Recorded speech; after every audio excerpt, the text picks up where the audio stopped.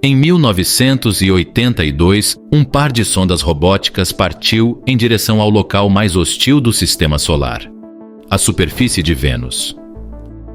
As sondas Venera 13 e 14, enviadas pela União Soviética, foram projetadas para encarar condições tão extremas que até o chumbo derreteria.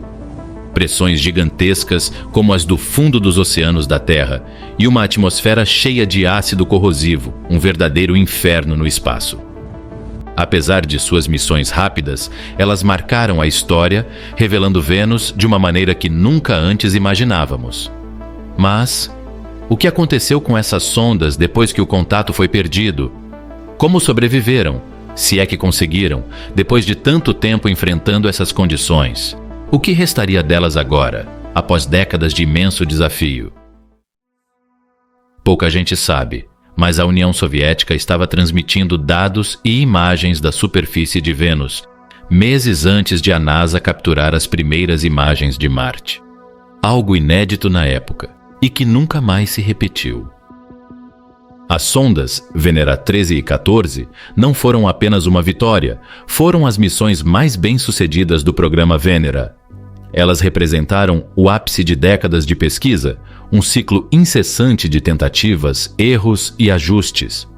Com impressionantes 2,7 metros de altura, essas sondas tinham um único objetivo: sobreviver o maior tempo possível em um ambiente onde nada mais poderia resistir.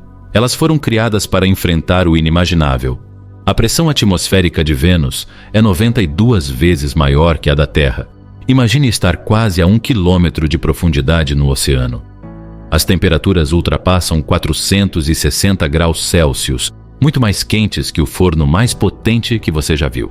E sua atmosfera, carregada de dióxido de carbono, com nuvens que liberam gotas ácidas de ácido sulfúrico, exalando o cheiro insuportável de ovo podre.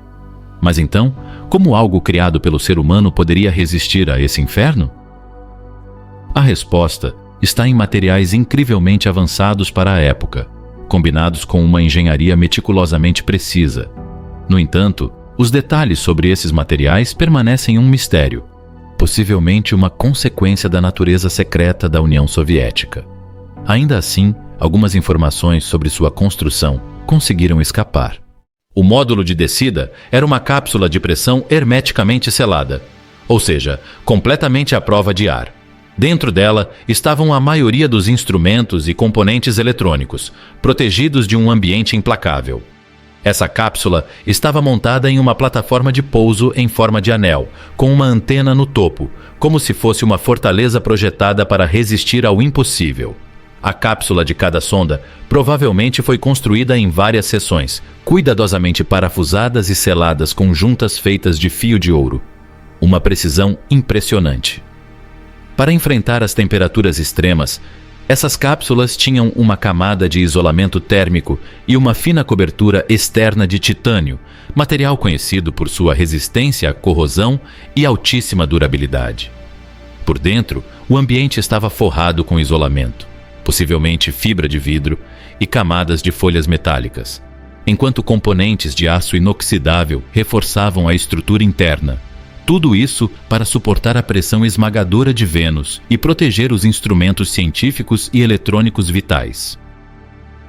Metais nobres como ouro e platina, conhecidos por sua resistência à corrosão e alta condutividade elétrica, foram provavelmente usados nos componentes e conectores mais críticos das sondas. O cobre, com sua eficiência em conduzir eletricidade, deve ter sido a escolha para a fiação elétrica. As câmeras, essenciais para capturar imagens de Vênus, estavam protegidas por janelas de pressão espessas feitas de quartzo. E para garantir que nada superaquece-se, um sistema de resfriamento avançado foi implementado, utilizando materiais de mudança de fase.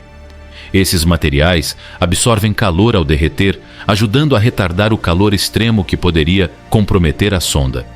Apesar de todo esse planejamento meticuloso, as sondas Venera 13 e 14 cumpriram suas missões com sucesso, mas, como esperado, até os materiais mais resistentes não conseguiram resistir para sempre às condições implacáveis de Vênus. Aqui na Terra, vemos os materiais reagindo de formas fascinantes, quando expostos a ambientes tão extremos.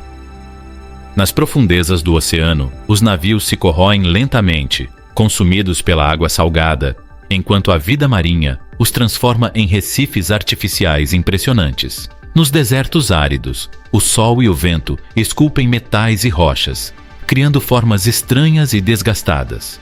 Mas Vênus é um outro nível. As reações que ocorrem em Vênus são rápidas, incomuns e destrutivas de uma forma que jamais vemos aqui na Terra. A Venera 13 foi a primeira a pousar, em 1º de março de 1982, e logo foi seguida pela Venera 14, apenas 4 dias depois. Assim que suas cápsulas tocaram a superfície, foram imediatamente recebidas pelas temíveis temperaturas escaldantes, pela pressão esmagadora e pela atmosfera altamente tóxica do planeta. Surpreendentemente, as sondas capturaram imagens impressionantes logo após o pouso, revelando um cenário desolado e vulcânico. Cada foto mostrava rochas espalhadas sobre uma superfície rachada, iluminada por um brilho amarelado e sinistro, filtrado pelas nuvens densas e tóxicas acima. Essas foram as primeiras e únicas fotografias coloridas já feitas da superfície de Vênus, uma visão nunca antes vista, um vislumbre de um mundo inóspito e hostil. E não parou por aí. Podemos até ouvir o ambiente de Vênus. As sondas registraram o som desse lugar infernal. Um fraco e assustador sopro de vento, varrendo a superfície como se o planeta respirasse.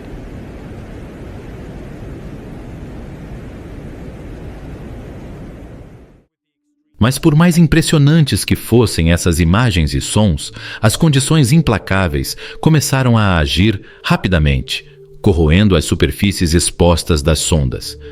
A pressão esmagadora, 92 vezes maior que a da Terra, pressionava sem piedade, como se um carro pequeno estivesse tentando empurrar cada centímetro dos corpos das sondas. Por um breve momento, no entanto, as sondas desafiaram as expectativas, resistindo mais do que se imaginava.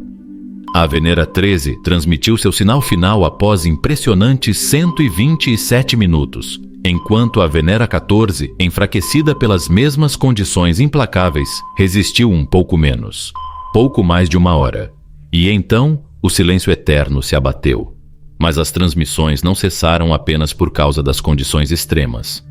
Na verdade, é mais provável que o motivo tenha sido o afastamento da espaçonave em órbita, responsável por retransmitir os sinais para a Terra.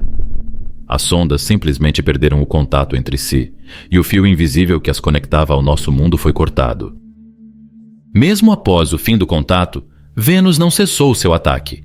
O calor externo era tão implacável que assim que os sistemas de resfriamento falharam, a temperatura dentro das cápsulas disparou.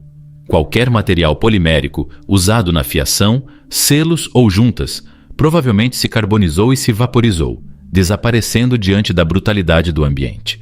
Poucas horas após a perda de contato, a atmosfera tóxica de Vênus provavelmente invadiu as cápsulas.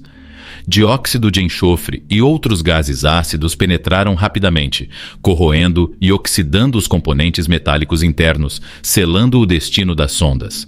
A vida útil das Venera foi, então, encerrada de forma definitiva. Nas semanas, meses e até anos seguintes, a estrutura de titânio e aço foi enfraquecendo, sendo gradualmente consumida pelas condições implacáveis do planeta, que não dava descanso. Compostos corrosivos de enxofre provavelmente se infiltraram em cada fenda das sondas, consumindo suas superfícies impecáveis e criando um mosaico de cicatrizes escuras. Mais de 4 décadas depois, o que resta da Venera 13 e 14 é, naturalmente, um mistério. A espessa camada de gases que cobre a superfície de Vênus ainda nos impede de ver a região onde elas repousam. No entanto, o que é certo é que hoje elas são sentinelas silenciosas em uma planície sem vida. Seu brilho metálico, que um dia irradiava esperança e ciência, já desapareceu. Agora, provavelmente, estão envoltas em camadas de oxidação e poeira, quase irreconhecíveis. Suas estruturas, agora corroídas, podem até ter se fundido parcialmente com o terreno vulcânico ao redor. aquele mesmo terreno que vimos nas primeiras imagens enviadas por elas. Os metais nobres, como ouro, ainda podem estar presentes, talvez visíveis em pequenos trechos, brilhando suavemente entre os restos opacos e queimados dos materiais menos duráveis. Hoje, as sondas provavelmente se assemelham a antigos artefatos corroídos, escurecidos por reações químicas e gravados na paisagem implacável de Vênus, talvez até adornadas com depósitos amarelos de enxofre. Embora já não estejam intactas, sua história permanece viva. As sondas Venera 13 e 14 nunca receberam tanta atenção, mas, mesmo desgastadas e marcadas pelo tempo, continuam a existir em um mundo onde nenhuma forma de vida poderia sobreviver. Um testemunho silencioso da incrível curiosidade humana e da busca incessante por explorar os limites do desconhecido.